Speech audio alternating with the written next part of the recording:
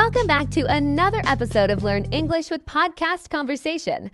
I'm Jennifer, and today we're diving into a delicious topic that everyone can relate to, talking about favorite foods. And I'm Thomas. Food is one of those topics that naturally brings people together, whether it's through sharing a meal or simply talking about what you love to eat. It's the kind of conversation starter that works in almost any situation. Exactly. Food is such a universal topic. When you talk about your favorite foods, you're not just discussing what you like to eat, you're also sharing a part of your culture, memories, and experiences. It can lead to more meaningful conversations with people from all over the world. And that's what we're all about here, right? Helping you, our listeners, improve your English by practicing conversations on everyday topics like this. Talking about food is a great way to build your confidence in English because it's something we all enjoy and can easily relate to. Yes, and don't forget that listening to podcasts like this one not only helps improve your listening and speaking skills, but it also gives you new vocabulary and insights into natural English conversation.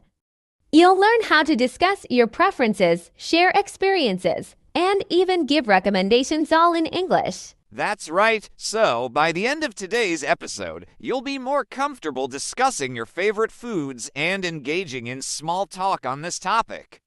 Let's get started. So, Thomas, let's kick things off. What's your absolute favorite food?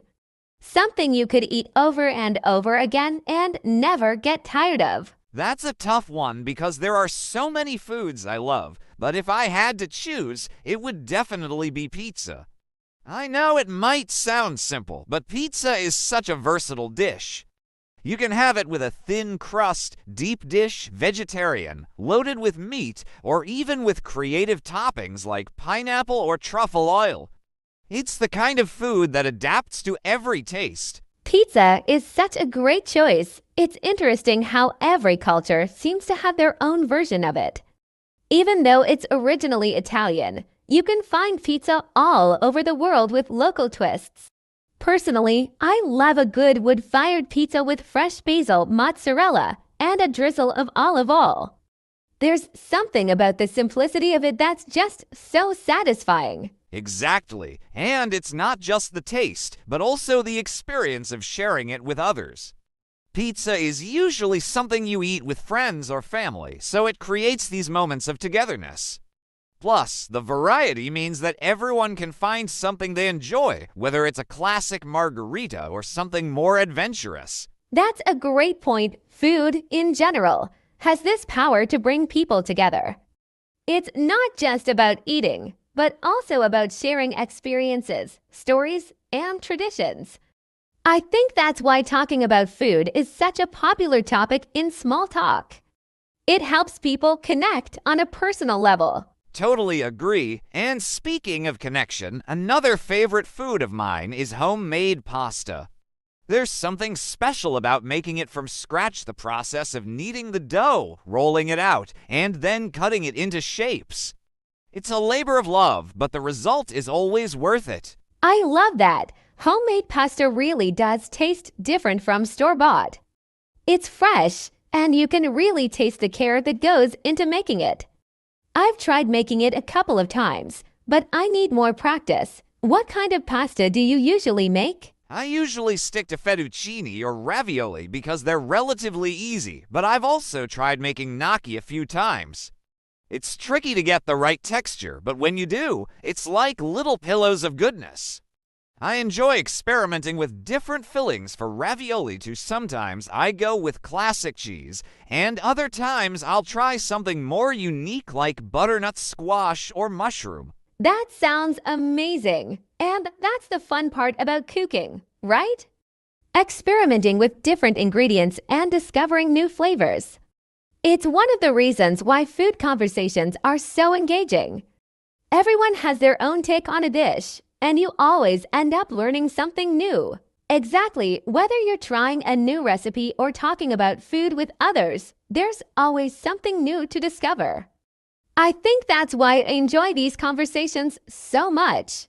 Food brings out creativity and curiosity in people. Speaking of favorite foods, for me, it has to be sushi. There's something about the combination of fresh ingredients, precision, and artful presentation that makes sushi such a unique dining experience. It's not just food, it's an art form. Sushi is incredible. I think what's most fascinating about it is the balance of flavors. You have the richness of the fish, the slight acidity of the rice, and then the wasabi or soy sauce to add that extra kick. Plus, it's so visually appealing, the vibrant colors of the fish, the perfectly shaped rolls. It's like you're eating a piece of art. Yes, and sushi can be so diverse. From traditional rolls like tuna and salmon to more creative options with tempura or avocado, there's something for everyone.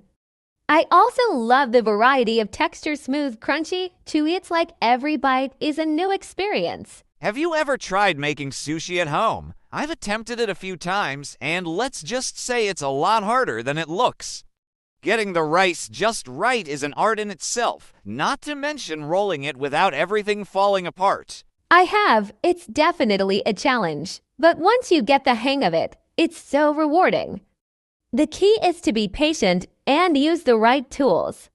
Plus, it's a fun activity to do with friends or family. You can all make your own rolls and get creative with the ingredients. That sounds like a great idea. And that's another thing about food. It's not just about the eating, but also about the process of preparing it, especially when you do it with others.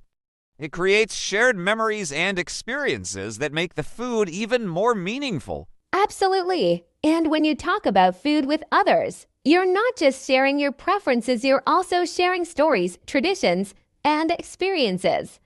It's one of those topics that can lead to deeper connections, which is why it's such a great subject for small talk. Let's dive deeper into sushi. One of the things I love most is how sushi reflects Japanese culture: respect for ingredients, attention to detail, and balance. Every element is there for a reason, and even the simplest sushi, like a single piece of nigiri, holds so much meaning and flavor.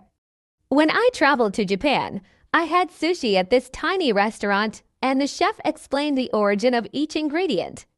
It was such an eye-opening experience. Wow, that sounds amazing. It's true, sushi is a beautiful representation of the Japanese philosophy of food simplicity, quality, and balance. I've never been to Japan, but I'd love to go just for the food. It's not just about the meal. It's the whole experience of sitting at the counter, watching the chef carefully craft each piece, and then tasting something that's so fresh and delicate. Exactly, the atmosphere and presentation really enhance the experience. There's something so peaceful about it. The chef takes time with each dish, making sure everything is perfect, and it makes you appreciate the food even more. And then there's the range, whether you're having a basic tuna roll or something more intricate like uni sea urchin. Every bite feels like a new discovery. I know what you mean. The variety is one of the best parts of sushi.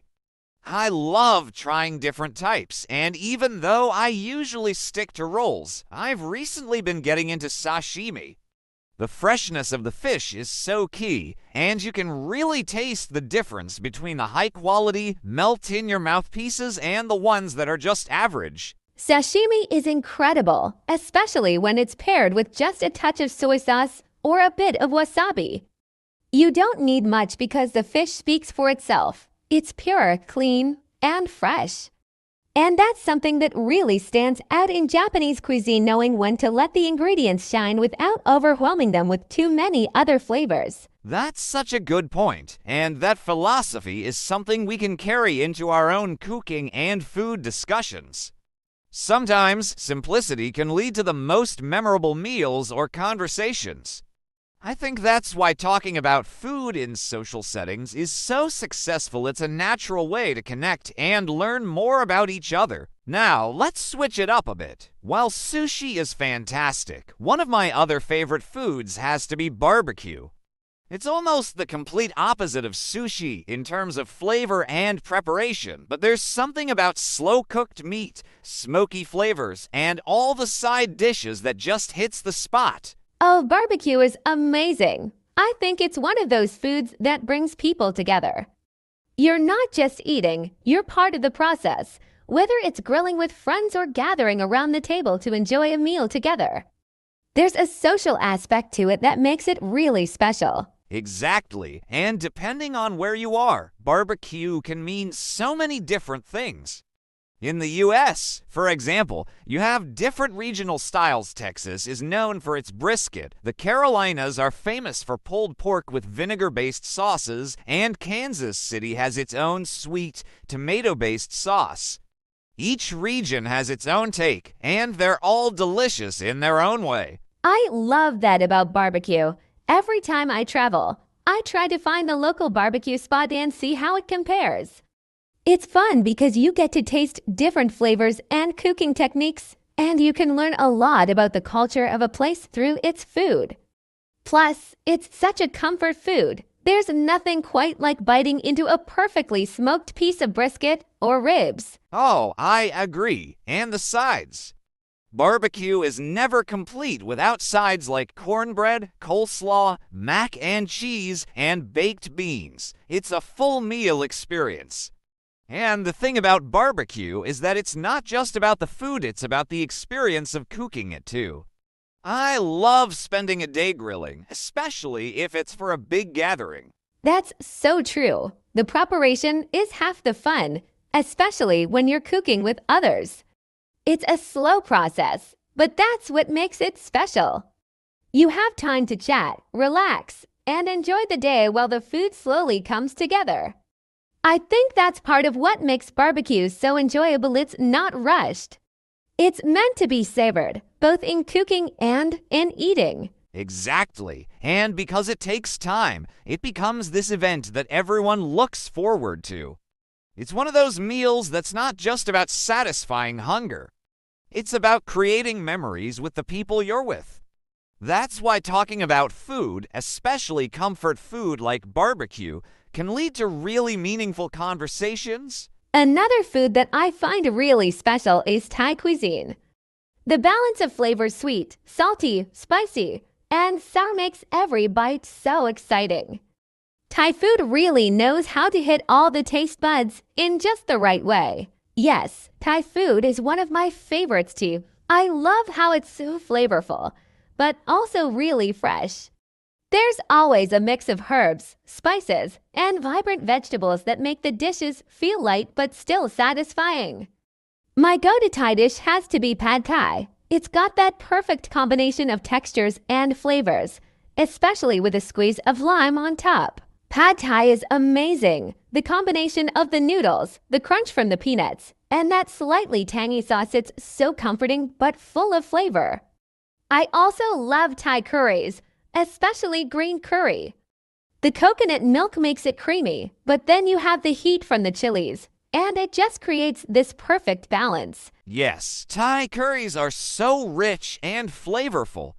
Green curry is definitely a favorite of mine too, but I also really like masaman curry because it's a bit milder and has a more complex mix of flavors. You get the richness of the coconut milk, but also hints of cinnamon, star anise, and peanuts. It's such an interesting blend of spices, and every time I have it, I feel like I'm tasting something new. Masaman curry is so unique, it's almost like a fusion dish, with influences from both Thai and Indian cuisines. I also appreciate how Thai food in general focuses so much on freshness, whether it's the herbs like basil and cilantro or the use of lime and lemongrass. It just feels vibrant and healthy while being comforting at the same time. That's what I love about it, to the freshness combined with bold flavors. And Thai food has such a wide range of dishes that are all so different, but they all share that same sense of balance. Even something simple like a papaya salad can pack so much flavor with just a few ingredients. It's a testament to how good Thai food is at making every bite count. Absolutely, and Thai food, like barbecue or sushi, can also tell you a lot about the culture. When I visited Thailand, I was amazed by how food is such a big part of everyday life there. People gather at street markets, share meals, and there's this deep connection between food and community. It reminded me that food can bring people together no matter where you are. That's such a good point. When you're eating Thai food, you can almost feel that sense of community and hospitality. And I think that's true for a lot of cuisines. Food is so much more than just fuel for our bodies. It's a way to connect with people, share experiences, and even learn about each other's cultures and traditions. Exactly. And that's why food makes such a great topic for small talk. Whether it's sharing your favorite dish or learning about someone else's culinary experiences, it's an easy way to bond and have a meaningful conversation. Food is something we all have in common, even if our tastes and preferences are different. Another favorite of mine is Italian food. I don't think I could ever get tired of pizza or pasta. There's just something so comforting about Italian dishes. The flavors are familiar, but they never fail to make you feel good. Oh, I completely agree. Italian food is like the ultimate comfort food. Whether it's a simple margherita pizza with fresh tomatoes, basil, and mozzarella, or a bowl of creamy carbonara, it's all about using quality ingredients and letting them shine. I love how Italian cuisine is so focused on tradition, but also leaves room for creativity. Oh, I completely agree. Italian food is like the ultimate comfort food. Whether it's a simple margherita pizza with fresh tomatoes, basil, and mozzarella, or a bowl of creamy carbonara, it's all about using quality ingredients and letting them shine. I love how Italian cuisine is so focused on tradition, but also leaves room for creativity. Exactly. It's that regional diversity that makes Italian cuisine so exciting. I remember having a plate of pasta in Rome that was just spaghetti with olive oil, garlic, and a little chili pepper, but it was one of the best meals I've ever had. Sometimes, the simplest dishes can be the most memorable because they rely on high-quality ingredients and perfect execution. That's true. And I think that's why Italian food is so beloved around the world. It's simple, it's flavorful, and it's comforting. Plus, it's meant to be enjoyed with others. Italian meals are all about gathering around the table, sharing food, and spending time together. That sense of togetherness is something that comes through in the food. Definitely. There's also something about Italian food that just makes you slow down and enjoy the moment. Whether it's a long, leisurely dinner with friends or a quick slice of pizza on the go, it's always about savoring the experience. And I think that's a big reason why food is such a great conversation starter. It invites people to share stories, memories, and connections. Exactly, talking about food, especially something as universally loved as Italian cuisine, is a great way to break the ice. Whether you're discussing your favorite pizza toppings or sharing a story about a meal you had on vacation, it's an easy way to engage with others and find common ground. Speaking of Italian food, one dish that always gets people talking is pizza. It's one of those foods that everyone seems to have a strong opinion on, whether it's about the best toppings, the thickness of the crust, or the type of cheese. What's your favorite pizza, Jennifer? Oh, that's a tough question. I think my go-to pizza would have to be a classic margherita. There's just something about the simplicity of it: fresh mozzarella, ripe tomatoes, and fragrant basil on a thin, crispy crust. It's perfection in every bite, but I also love experimenting with toppings. Sometimes I'll go for something more adventurous, like prosciutto and arugula, or even a white pizza with ricotta and garlic. Margherita is a great choice. It's like the purest form of pizza, and it really lets the ingredients shine. For me, I love a good pepperoni pizza. There's something about the spicy, salty pepperoni paired with the gooey cheese and the slightly charred crust that just hits the spot. And like you, I enjoy trying different toppings too. I'm not afraid to throw some pineapple on there, even though I know it's a controversial choice. Pineapple on pizza is definitely one of those topics that can spark a lot of debate. Personally, I don't mind it, but I know people who are very passionate about keeping fruit off their pizza. It's funny how something as simple as pizza toppings can lead to such strong opinions. Exactly. And that's what makes food such a great conversation starter. Whether you're discussing your favorite toppings or debating whether pineapple belongs on pizza, it's a fun and easy way to connect with people. It's one of those topics that everyone can relate to in some way. That's so true. And I think that's why food, especially something as universally loved as pizza, is a great way to spark conversation in social settings. Whether you're at a casual get-together or a more formal event, talking about food is always a safe and enjoyable topic. Right? And it's an instant way to bond with someone. Whether you're sharing your favorite pizza place or swapping recipes, food opens the door to so many great conversations. It's relatable, it's fun, and it's something that brings people together no matter where you are. Another type of cuisine I absolutely love is Mexican food. There's just so much flavor and variety, from tacos to enchiladas to guacamole. It's the kind of food that's always satisfying and full of vibrant, bold tastes. What about you, Thomas? Do you enjoy Mexican food? Oh, I love it! Mexican food is one of my favorites, especially when it's fresh and authentic. The mix of spices, the use of fresh ingredients like cilantro, lime, and avocado, it's also delicious. And tacos are one of those foods that you can customize in so many ways. Whether you're filling them with grilled chicken, beef, or veggies, they're always tasty. Tacos are so versatile, and I love how you can keep them simple or get really creative with the fillings. One of my favorite things about Mexican food is how well it balances flavors. You've got heat from the spices, freshness from the lime, and creaminess from the avocado or sour cream. It's like a flavor explosion with every bite. That's exactly it. The balance of flavors is what makes Mexican food so exciting to eat. And let's not forget the salsas. A good salsa can really elevate a dish.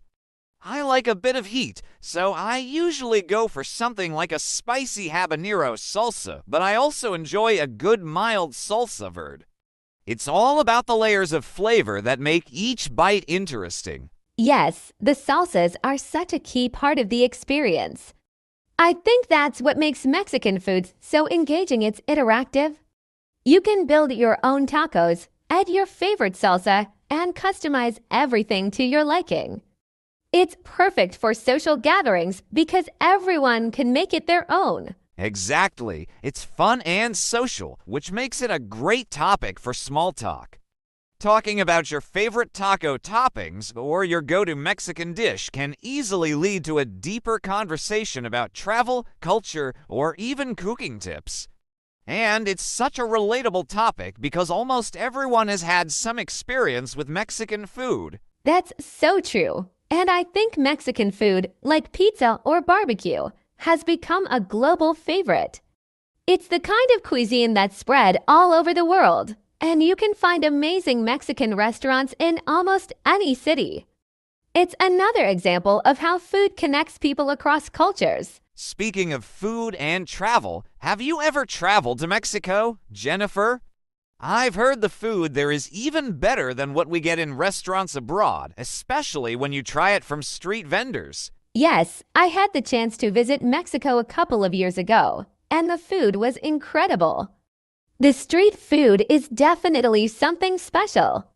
I remember having tacos al pastor from a little stand in Mexico City, and they were the best tacos I've ever had. The meat was so flavorful, and the pineapple added this perfect sweetness. It was such a simple dish, but it was bursting with flavor. That sounds amazing. I've always wanted to try authentic tacos in Mexico. There's something about eating food in its place of origin that makes it so much more special. It's like you're experiencing the culture through the food, and that's what makes it memorable. Exactly. And it's not just about the taste, it's the whole experience. You're surrounded by the sights and sounds of the city, watching the locals cook and interact, and it just makes the food taste even better. I think that's why food is such a powerful way to connect with a place and its people. I couldn't agree more. Food has this unique ability to tell a story.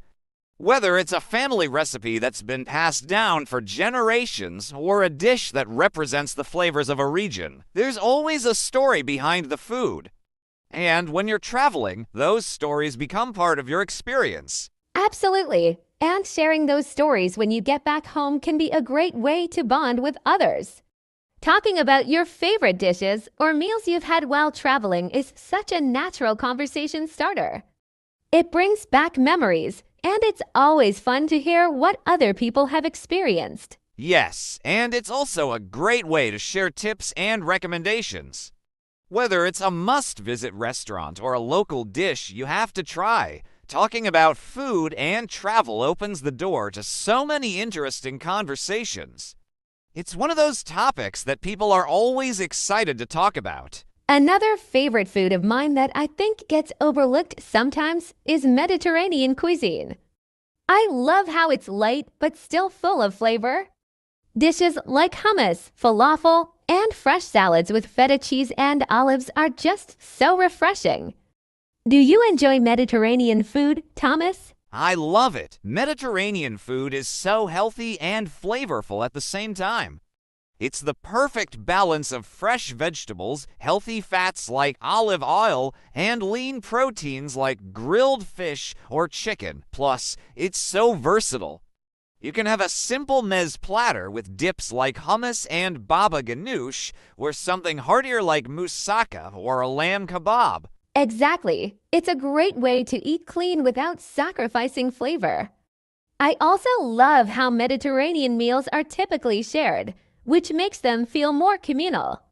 Whether you're enjoying a meze spread or passing around plates of grilled meats and vegetables, it's all about coming together and enjoying the food as a group. Yes, it's definitely a social experience.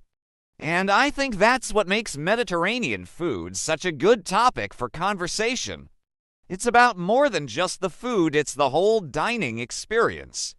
It's relaxed, it's healthy, and it encourages people to slow down and enjoy their meal together. It's a great reminder that food isn't just about eating, it's about connecting with the people around you. That's so true. And I think that's something we can learn from Mediterranean culture, the importance of taking time to enjoy your food and your company. In today's busy world, it's easy to rush through meals or eat on the go, but Mediterranean dining reminds us to slow down and appreciate the moment. Definitely, and I think that's a lesson we can all take to heart, especially when it comes to making small talk. Food is such a natural way to connect with others, and by taking the time to share our favorite dishes and dining experiences, we can build stronger connections with the people around us. Speaking of healthy foods, have you tried incorporating more plant-based meals into your diet, Jennifer?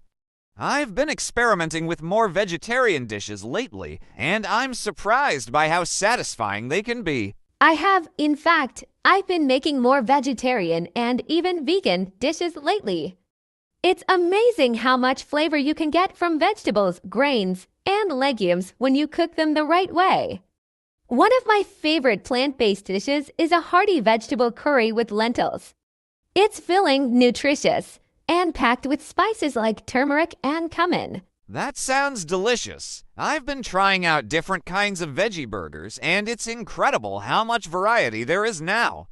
You can make them with black beans, chickpeas, or even mushrooms, and they're also tasty. Plus, it feels good to eat something that's both good for you and good for the environment. Exactly. And I think more people are starting to appreciate plant-based meals for both their health benefits and their environmental impact. It's also a fun way to get creative in the kitchen. I've found that when I'm cooking with vegetables, I tend to experiment more with spices and flavors, which keeps things interesting. That's a great point. Cooking plant-based meals really does push you to explore different flavors and cooking techniques. And I think that's something we can all enjoy, whether we're fully vegetarian or just trying to incorporate more veggies into our diets. It's also a great conversation starter. People are always curious about new recipes or ways to eat healthier. Definitely. And it's becoming more common for people to talk about their dietary choices, whether it's for health reasons or personal preferences. So, bringing up topics like plant-based eating or favorite vegetarian dishes can be an easy way to engage in small talk, especially in social or work settings where food is involved. I agree. And even if you're not fully committed to a vegetarian lifestyle, talking about food preferences and experimenting with new recipes is a great way to connect with others. Plus, it's always interesting to hear what other people are cooking or what new foods they've tried. It's a topic that's always evolving, and there's always something new to learn. Shifting gears a bit, I think we should talk about comfort foods next. Everyone has that one dish that they turn to when they need something cozy and familiar. For me, it's definitely homemade mac and cheese. It's not the healthiest option, but it's such a nostalgic dish that brings me right back to my childhood. How about you, Thomas? What's your go-to comfort food? Oh, mac and cheese is a classic. For me, it's probably a good, hearty stew. Something like beef stew with potatoes and carrots. It's one of those meals that's warm, filling, and feels like a big hug in a bowl, especially on cold days. It's one of those dishes that just makes you feel at home. I love that. There's something about comfort food that just makes everything feel better, even if it's just for a little while. It's like the food equivalent of a warm blanket.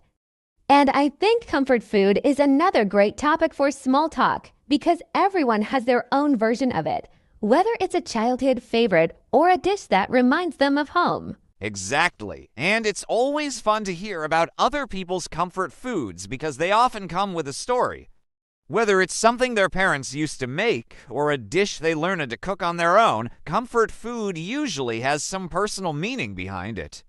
That's what makes it such a good conversation starter. It's not just about the food itself, but also the memories and feelings attached to it. Yes, and those stories can lead to deeper conversations. It's amazing how talking about something as simple as a favorite dish can reveal so much about a person's background, their family traditions, or even their cultural heritage. It's a reminder of how food can bring people together, even in conversation. Absolutely. And it's also a great way to connect with people from different cultures. You can learn so much about someone's culture just by asking about their favorite comfort food. It's a simple, relatable topic that can open the door to discussions about traditions, holidays, and even travel. That's so true. Food really is a universal language, and comfort food, in particular, is something that everyone can relate to. Whether it's something homemade or a dish from a favorite restaurant, it's a topic that's sure to bring people together and create a positive, welcoming atmosphere for conversation. Speaking of comfort food, I think we should also touch on desserts, because who doesn't love talking about sweet treats? I have a bit of a sweet tooth, and my favorite dessert has to be cheesecake. There's just something about that rich, creamy texture with the slight tanginess of cream cheese that's irresistible. Do you have a favorite dessert, Jennifer? I do. I'm a huge fan of chocolate cake specifically, a rich, moist chocolate cake with a smooth ganache on top. It's decadent, indulgent, and just hits the spot every time. I think dessert is such a fun topic to bring up because, like comfort food, everyone has their go-to sweet treat that they can't resist. Oh, chocolate cake is definitely up there for me, too. And I think desserts, in general, are a great way to end a conversation on a positive note. There's something inherently joyful about talking about sweets, whether it's your favorite type of candy or the best dessert you've ever had at a restaurant. It's always a light, fun topic that puts people in a good mood. I agree, and I think talking about desserts can be a great way to lighten the mood, especially in a professional or formal setting where the conversation might have been a bit serious. It's an easy way to transition from heavier topics to something more relaxed and enjoyable. Plus, who doesn't enjoy reminiscing about their favorite desserts? Exactly. And I think that's what makes desserts such a good small talk topic. It's light, it's fun, and it's something that almost everyone enjoys. Whether you're a fan of pastries, ice cream, or cakes, there's always something to say about your favorite dessert. And it's a great way to wrap up a conversation on a sweet note, so to speak. Definitely. And it's also a chance to share tips and recommendations. For example, I've recently started experimenting with baking my own desserts, and it's been a lot of fun. It's a great way to explore new recipes and techniques, and it gives you something to talk about the next time you're in a conversation about food. That's a great idea. I think more and more people are getting into baking these days, especially with how popular cooking shows have become. It's another fun topic to bring up whether you're talking about a baking disaster or a success story. It's always a relatable conversation starter. Speaking of baking, I've noticed that a lot of people have started baking as a hobby, especially during the pandemic. It became a way for people to relax and be creative. Have you tried baking recently, Thomas? I have. I'm not the best baker, but I did try my hand at making banana bread a few times. It's one of those recipes that's fairly simple, and it's pretty forgiving if you're not an expert in the kitchen. Plus, it smells amazing when it's baking. What about you? Have you been doing any baking? Yes, I've been baking a lot more lately. I find it really therapeutic. One of my favorite things to bake is cinnamon rolls. They take a bit of time and effort, but the result is so worth it. There's nothing quite like homemade cinnamon rolls fresh out of the oven. Cinnamon rolls are a classic. I've always wanted to try making those, but I've heard they can be tricky. Still, I can imagine how rewarding it must feel to pull them out of the oven and enjoy them warm. That's another great thing about baking. It's not just about the end result, but the whole process can be enjoyable and even calming. Exactly. And baking is also something you can share with others, which makes it even more special. Bringing a batch of homemade cookies or a cake to a gathering is such a nice gesture. It's another example of how food and even hobbies like baking can create connections between people. That's so true. And speaking of hobbies, baking could be a great topic to bring up in a job interview when discussing personal interests. It's creative, it shows attention to detail, and it's something a lot of people can relate to. Plus, it's always good to have a few interesting hobbies to mention when you're asked about what you do in your free time. Absolutely, hobbies like baking can show a potential employer that you have a creative side and that you enjoy learning these skills. It's also a great way to show that you have a balanced life outside of work, which is something employers often look for. Having a hobby you're passionate about can help make you a more well-rounded candidate. Let's dive a little deeper into how we can talk about hobbies in a professional context. Sometimes people aren't sure if it's appropriate to bring up personal interests in a job interview, but I think it can really help show a different side of your personality. What do you think, Jennifer? I completely agree. Bringing up hobbies in a job interview can be a great way to showcase your personality and what makes you unique. It also gives the interviewer a chance to see you as a well-rounded individual, not just someone who's all about work. Of course, it's important to frame it in a way that's relevant to the job or company culture. Exactly. For example, if you're applying for a job that requires creativity, mentioning hobbies like photography, writing, or even cooking can demonstrate that you're naturally inclined toward creative activities. Even hobbies that seem unrelated to the job can highlight important skills like teamwork, perseverance, or problem solving. Right. And I think it's also about showing that you have interests outside of work, which can suggest that you're someone who knows how to balance professional responsibilities with personal well-being. That balance is really important in today's work environment, especially when employers are looking for candidates who can manage stress and avoid burnout. Definitely. And it's also a way to build rapport with the interviewer. If you share a common interest, it can make the conversation more memorable and help you stand out. I've even heard of people getting job offers based on the fact that they connected with the interviewer over a shared hobby or interest. That's a great point. It's those small connections that can sometimes make a big difference in how an interview goes. So I think it's worth thinking about how your hobbies could tie into your professional life, or at least how they reflect your values and skills. Whether it's fitness, art, or travel, there's usually a way to present it in a positive light during an interview. Exactly. And it doesn't have to be anything overly complex. Just talking about a hobby that brings you joy or helps you relax can show that you're someone who knows how to maintain a healthy work-life balance. It's a subtle but powerful way to make a positive impression. Since we're on the topic of hobbies, another one I think we should talk about is traveling. It's such a popular interest and something that can easily come up in small talk or even in job interviews. Do you enjoy traveling, Thomas? Oh, absolutely. I love traveling. There's something so exciting about exploring new places, meeting new people, and experiencing different cultures. I think travel is one of the best ways to broaden your perspective and learn more about the world. And it's also a great hobby to talk about in interviews because it shows curiosity and openness to new experiences. I couldn't agree more. Travel can teach you so many things that are valuable in both personal and professional life. For instance, it helps you develop problem-solving skills, adaptability, and even empathy when you're navigating unfamiliar environments or interacting with people from different cultures.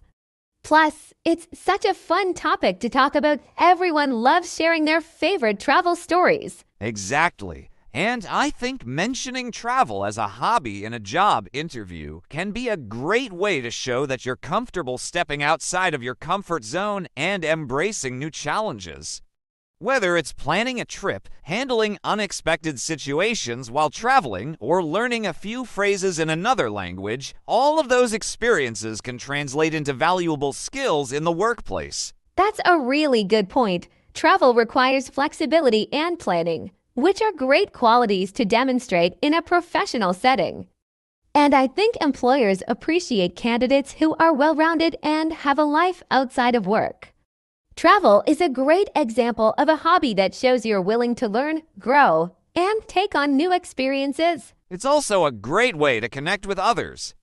If you've traveled to the same place as the interviewer or share a love of exploring new destinations, it can really help build rapport.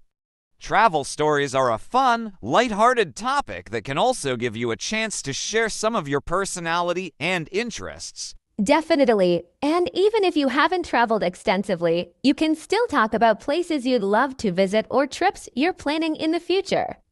Dreaming about future vacations is something a lot of people can relate to, and it's a great way to bring some excitement and positivity into the conversation. I agree. Travel, whether it's past experiences or future plans, is always a good topic for small talk or interviews.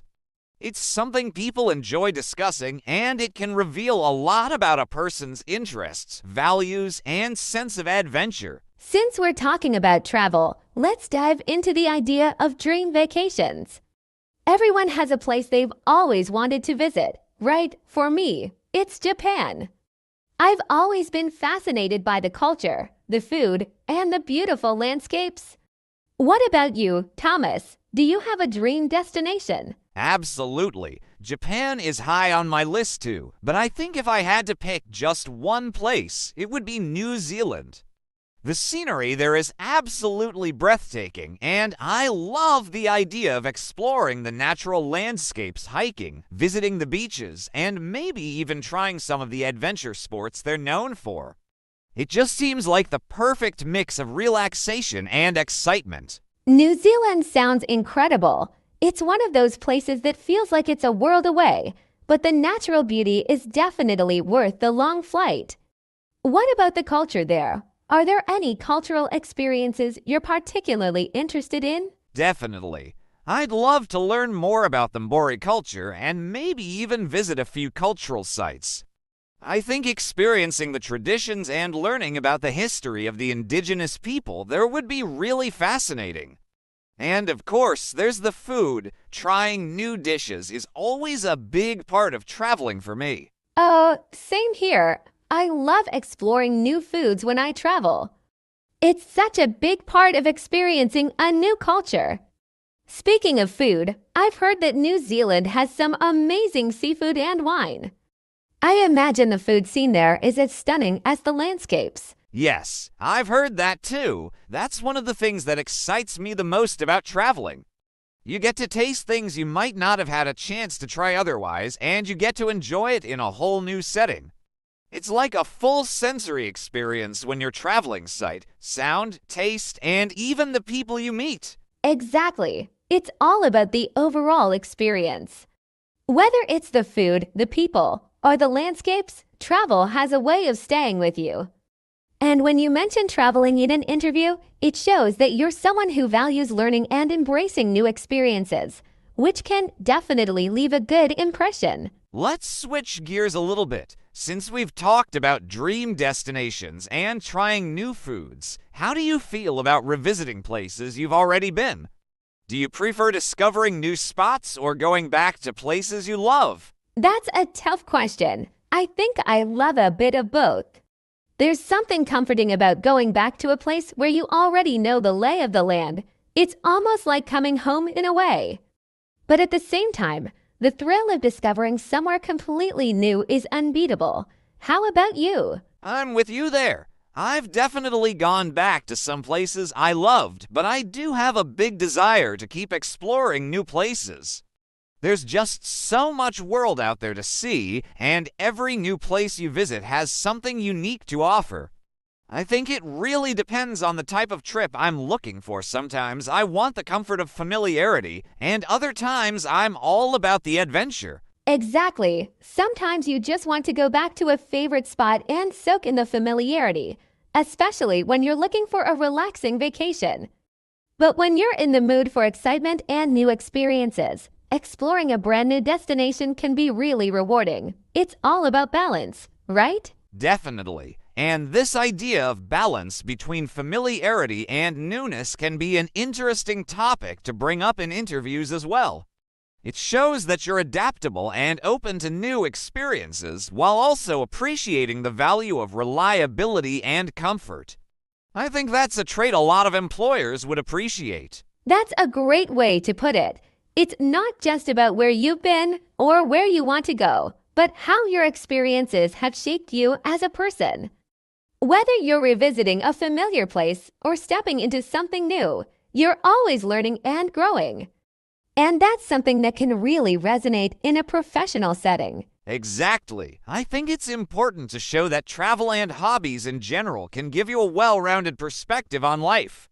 It's not just about leisure, it's about what those experiences teach you and how you apply that in other areas of your life, including your career. Absolutely. Every experience adds to who you are, and being able to communicate that in an interview can really help set you apart.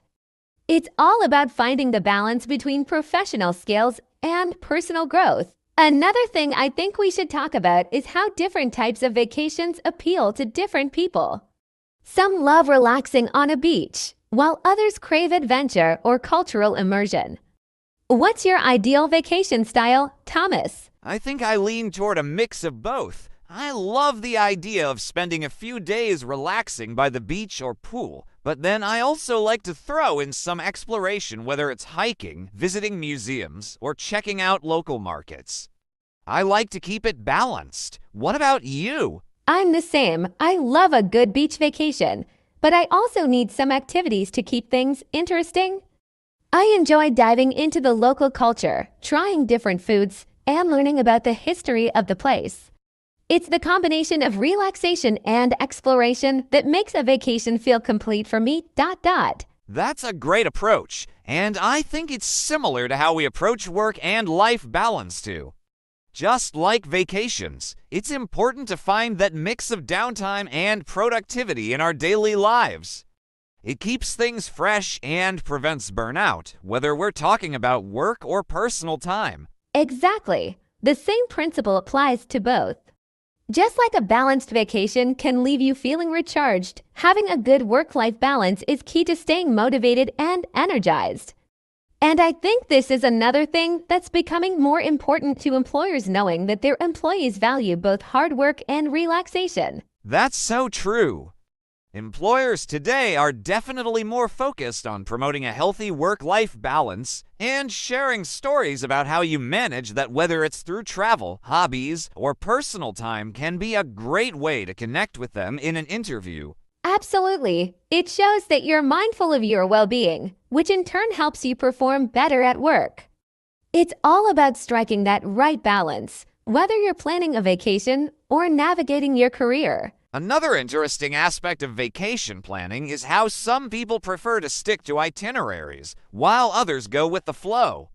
I'm usually someone who likes to have a bit of a plan, but I leave plenty of room for spontaneous decisions. What about you, Jennifer? Are you more of a planner, or do you prefer to take things as they come? I'd say I'm a mix of both. I like to have a rough outline of what I want to do, places to visit, activities to try, but I also enjoy having the flexibility to change plans if something exciting comes up.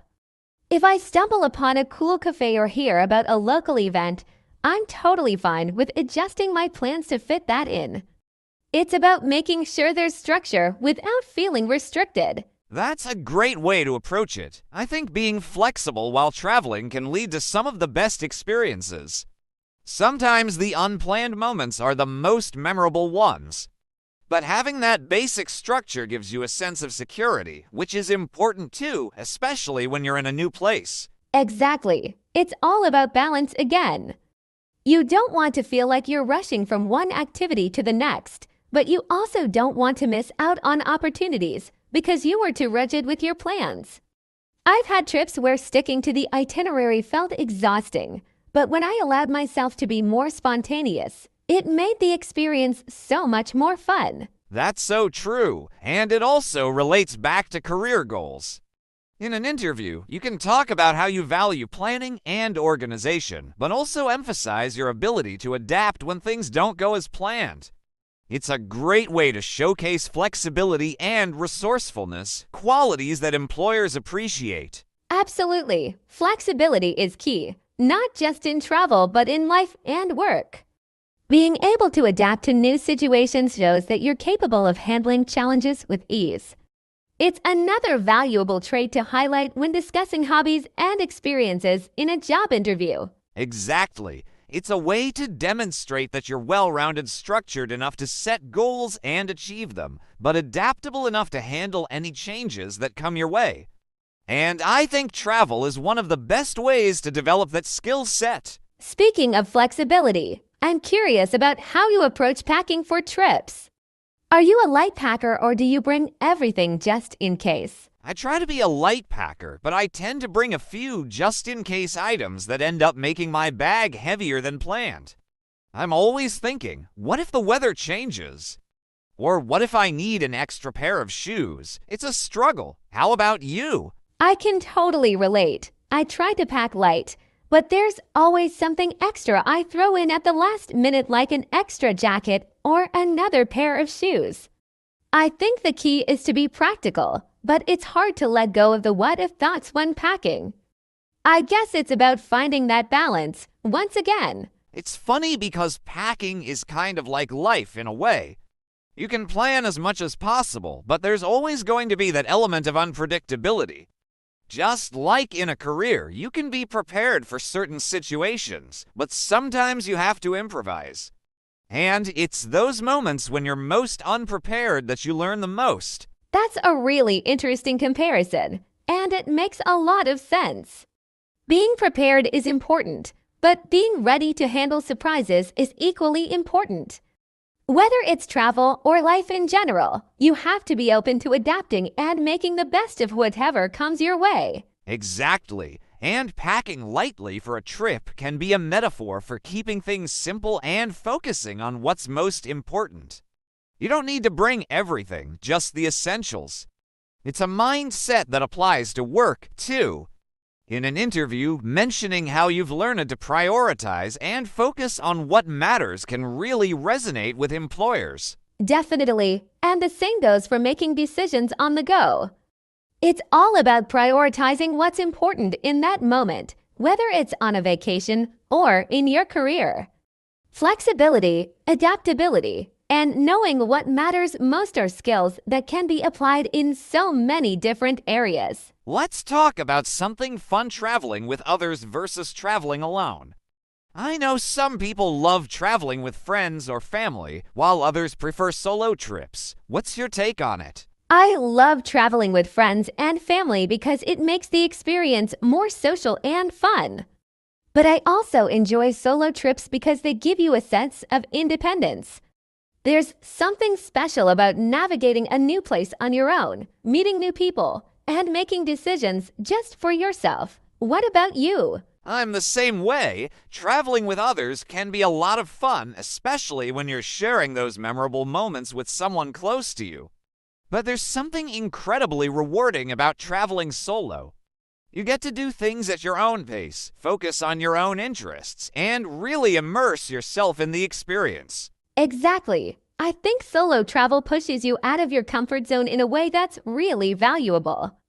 You have to rely on yourself for everything, and that can lead to personal growth. Plus, it's a great opportunity to meet new people and make connections you might not have made otherwise. That's a great point, and bringing this back to the job interview setting, solo travel can show that you're independent, resourceful, and comfortable making decisions on your own. It's a great way to demonstrate confidence and initiative. Yes, and even if you prefer group travel, that can also be a great thing to talk about. It shows that you value collaboration, enjoy working with others, and can navigate group dynamics. Both types of travel can highlight different but equally important skills that can apply to work. Exactly. It's all about how you frame the experience. Whether you're traveling solo or with a group, there's always something to learn. And if you can reflect on those lessons and apply them in your career, it really shows personal growth. That's such a great takeaway. Whether it's solo or group travel, there's so much to learn, and being able to communicate that in an interview can help you stand out as someone who is adaptable, open-minded, and eager to grow. Well, that wraps up our discussion on favorite foods and the joys of travel. We hope you've enjoyed exploring these topics with us today and have found some insights to consider for your own vacations and hobbies. Absolutely. Remember, whether you're planning a trip, trying new foods, or discussing your experiences in an interview, the key is to be genuine and share what truly matters to you. Your unique perspective is what makes your story special. Thanks for joining us on this episode of Intermediate, Mastering Small Talk in English. Don't forget to practice what you've learned and feel free to share your favorite vacation stories or dishes with us. We'll be back with more engaging conversations, so stay tuned and keep practicing your English skills. Until next time.